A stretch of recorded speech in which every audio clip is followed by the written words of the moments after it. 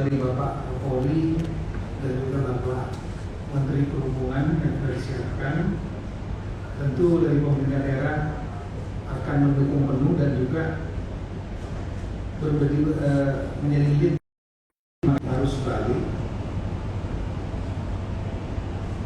Kemudian melibatkan di antaranya Dinas Perhubungan, Satpol PP, Dinas Pemadam Kebakaran, termasuk relawan-relawan yang kalau bisa memang satu posko dengan Forkompinda yang lain, poskonya Polri, TNI bisa bergabung bersama dengan Pemda, baik di terminal, pelabuhan, bandara maupun juga titik-titik rawan macet yang saya kira di daerah kita sudah paham. Ini sudah menjadi ritual tahunan yang dari Bapak Menko sudah sampaikan, kita mungkin ingat-ingat kembali 2019 dan sebelumnya. Tempat-tempat itu juga, titik itu juga banyak. Kemudian yang kedua berkaitan dengan stabilitas harga pangan yang perlu betul diwaspadai, karena ini berkaitan dengan masalah rakyat banyak yang tahu bahwa middle low class yang dominan, dan urusan pangan perut itu menjadi urusan yang sangat mendasar. Lebaran terjadi demand yang tinggi, ini akan sedikit merubah pola supply and demand. Oleh karena itu perlu upaya kolaboratif pemerintah pusat dan daerah. Di pusat juga perlu ada kolaboratif kementerian lembaga untuk menjaga supply, ketersediaan bahan baik dari dalam negeri maupun impor, serta kelancaran distribusi. Dalam konteks ini, pemerintah daerah juga memegang peranan penting, dan saya tahun lalu sudah juga membentuk Satgas Pangan di daerah-daerah 14 Mei 2020 ini, yang saya sudah Zoom meetingkan dengan semua sekda, dengan kepala daerah, agar diaktifkan kembali dan dipimpin oleh para sekda masing-masing, serta ini ada anggotanya sesuai dengan gambar.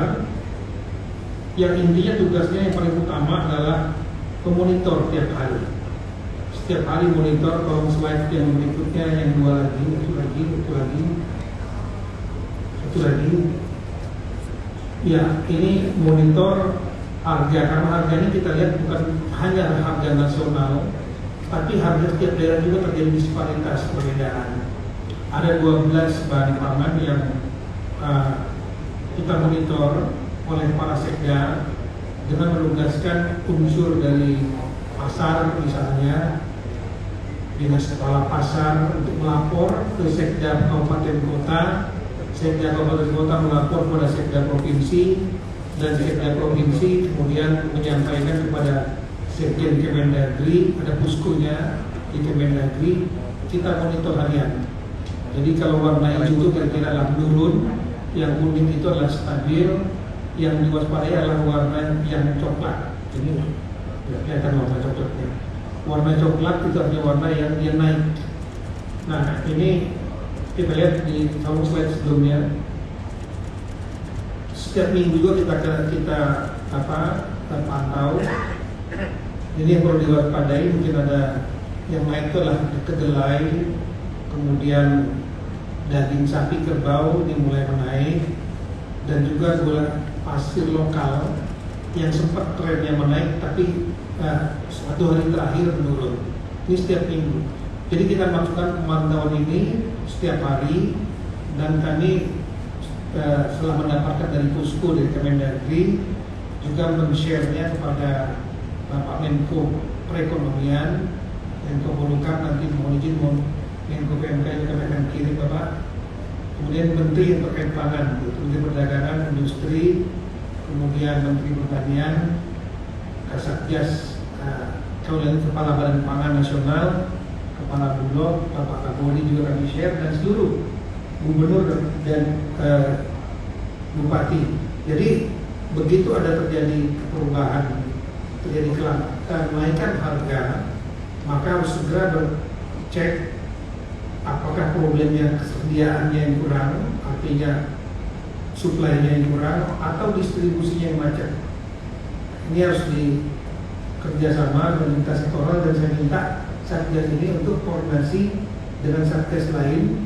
Saya paham bahwa Polri juga memiliki Satgas Pangan. Saya minta untuk Satgas Pangan Pemda ini berkoordinasi dengan Satgas Pangan yang ada yaitu di Polri. Kemudian yang berikutnya lagi adalah yang ketiga, tolong juga diwaspadai meskipun ini tidak terkait langsung dalam konteks Idul Fitri, adalah situasi politik di Papua dengan adanya pemekaran. Kita tahu bahwa memang di Papua memang ada kelompok yang separatis, katakanlah gitu. Kemudian baranya sudah ada, kemudian dengan adanya upaya pemekaran yang tujuannya baik untuk mempercepat pembangunan. Kalau mengambil model di Papua Barat, itu terjadi pemekaran percepatan luar biasa di Manokwari, di Sorong, Kaimana, Tambrau, yang tadinya terisolasi banyak yang sudah terbuka. Nah, ini mengambil model ini akan ada 3 perkembangan terakhir bahwa 2 hari lalu sudah diketok oleh DPR RI dalam paripurna. Ada 3 provinsi yang setuju untuk dibahas undang-undangnya, yaitu Papua Selatan, Ibu Kota Merauke, kemudian yang kedua adalah Papua Tengah. Ini masih diperbincangkan apakah Nabire ataukah Timika yang jadi ibu kotanya. Kemudian pegunungan tengah yang warna merah itu dengan ibu kota di Wamena. Ini undang-undangnya yang akan dibahas. Ini reses hari inilah hari penutupan paripurna terakhir di PRRI. Besok reses selama sebulan dan pembahasan akan dimulai 15 Mei sampai dengan selesai. Nah, ini situasi dengan adanya pemekaran dan beberapa pihak yang menolak. Yang paling utama adalah tentu yang kelompok yang ingin dia lepas, itu pimpinannya di atas paling atas itu ULWP Wenda. Tapi kelompok lapangannya adalah Komite Nasional Papua Barat dan di Papua yang berusaha menggerakkan kelompok-kelompok KMPB yang ada di Papua Barat dan Papua. Kemudian juga beberapa gereja, dan yang perlu diwaspadai ada 14 provinsi yang membentuk namanya Aliansi Mahasiswa Papua. Nah, ini digerakkan oleh KMPB dengan narasi yang sama. Jadi mohon yang di 14 provinsi ini, karena saya yakin Pak Kapolri juga paham provinsi mana saja, mohon rekan-rekan Kapolda petakan betul ini kelompok-kelompok AMP. Tidak semua anak adik-adik kita Papua itu masuk kelompok AMP. Ini dipetakan betul pimpinannya dan melakukan langkah-langkah soft approach kepada mereka. Ini pemekaran karena prosesnya berjalan paralel dengan overlapping dengan situasi menjelang lebaran dan pasca lebaran.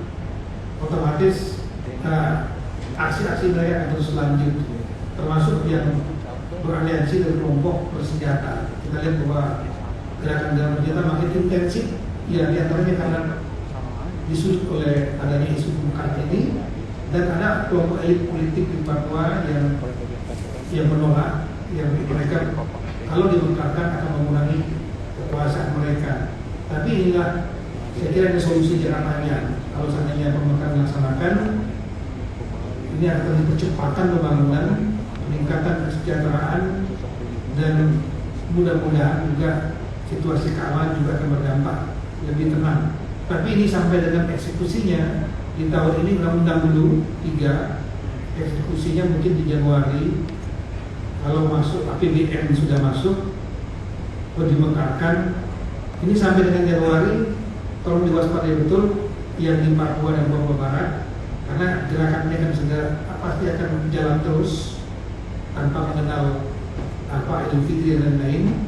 Dan yang di 14 provinsi tolong juga lakukan pendekatan kepada adik-adik aliansi mahasiswa Papua ini supaya situasinya tetap kondusif dalam proses pembahasan undang-undang di DPR, dan pada saat nanti kita eksekusi di bulan awal tahun 2023. Kami kira tiga hal yang disampaikan. Terima kasih banyak. Assalamualaikum warahmatullahi wabarakatuh. Kami terima kasih.